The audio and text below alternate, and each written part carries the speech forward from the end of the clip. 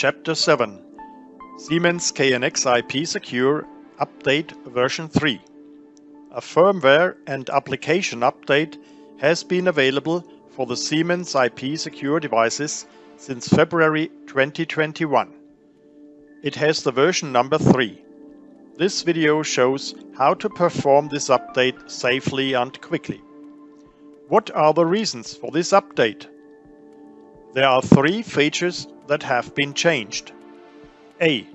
Cross-network communication, for example remote access via port forwarding, when using static IP addresses, is only possible with firmware 3. B. At the request of many customers, a 5th full-fledged tunnel has been added. For comparison, the predecessor N14602 also had 5 tunnels, but the 5th tunnel was only for pure group communication, the object server mode. C. Adaptation of the TTL value, also called hop count. All KNX IP devices from Siemens had so far a TTL value of 16. This value determines over how many relay stations the IP telegrams which are sent by such a device can be routed. The TTL, time to live, corresponds to the routing counter in KNX. Within local networks, this was no problem. However, if the datagrams are sent via the internet, connection problems could occur in isolated cases because the value 16 was not sufficient. Therefore, this value has now been made adjustable and is set to 128 in the default state of the application. I now want to perform the update. How to proceed? To perform the update, it must first be downloaded. You can find it here on the Siemens Gamma Download website. You can find the active link in the video description. It is the firmware download tool, version 6.0.181. This tool is not only made for the IP secure devices, but in general for all current Siemens Gamma KNX devices responsible, if there are updates pending. To download the installation file, scroll down the page until you find this icon. Download it, confirm that you have read the license terms, and then install it. There is also a PDF guide to the tool, which you should also download, as well as releases notes in general. Now you are ready to update your IP router secure or IP interface secure. But beware, because of the secure option, there are a couple of cases to distinguish here and to describe the respective procedure. First case. You have existing devices which are not set to secure. In this case, it is very simple. Replace the IP devices in your project with the new application version 3. To download, here. Above links again in the video description. If necessary, adjust the parameter settings and the used tunnel addresses. Then start the firmware download tool. When you start version 6 for the first time, you will be asked if you want to load new firmware image files. You must confirm this with yes, otherwise you cannot update the IP devices. After about 10 seconds, you will get the confirmation that everything has been loaded. Next, select a suitable interface by pressing the Select button. If nothing appears here, it can be because the KNX multicast communication is blocked in the network. Then you can still use the Select Manually button to enter an IP address and a port number if they are known. It is also an option to update an installation remotely. In case of a VPN tunnel, simply enter the IP address here. In case of port forwarding, the WAN address of the target system, public IP address of the DSL router, or the DNS link for it. Which options are available can be found on our download page.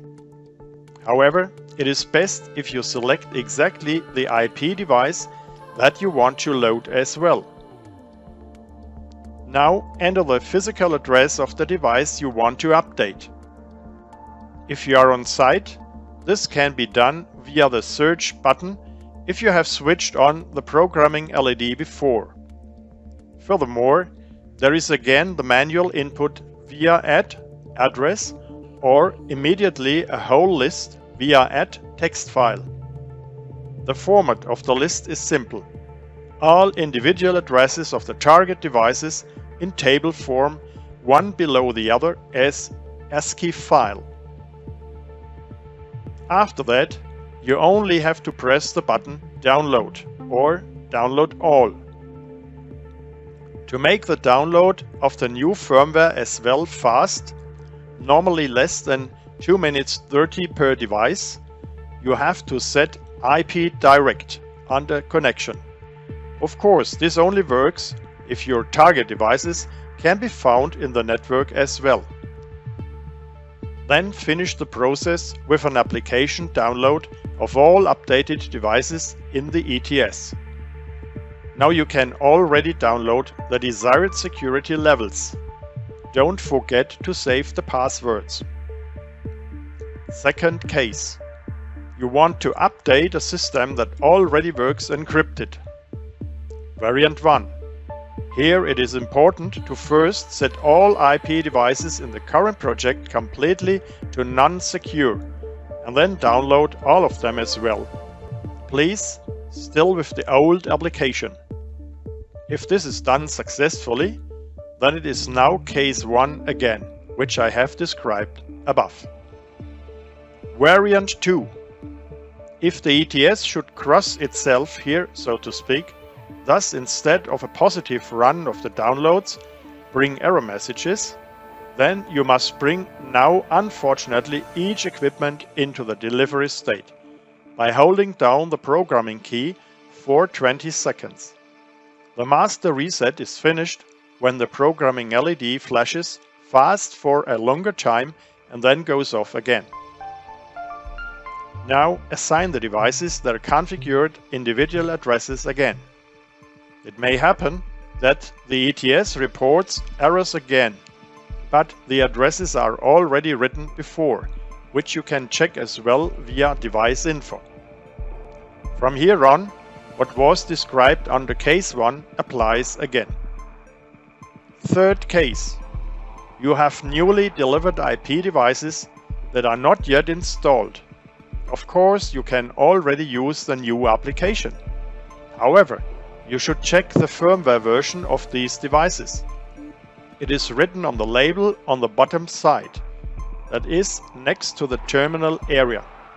If it does not say version 3, you must perform the firmware update as discussed before loading the application. In this case, proceed as follows. Install IP devices. Network them and supply them with operating voltage and bus. It should be possible to use the HCP, because the routers and interfaces are pre-configured just like that. Collect all serial number labels and assign the correct individual address from your project to each serial number, preferably in a prepared table. Now load only the individual addresses into the devices, using the Siemens serial number app for this, because there you don't have to press any programming buttons anymore. Attention for the order of the addresses. As soon as you have to address devices that are behind IP routers, the routers have to get their address first. After that, start the firmware update tool and proceed as described in case 1. This brings us to the end of this video about the firmware updates of the Siemens IP-Secure devices. We wish you good luck with the application of the acquired knowledge.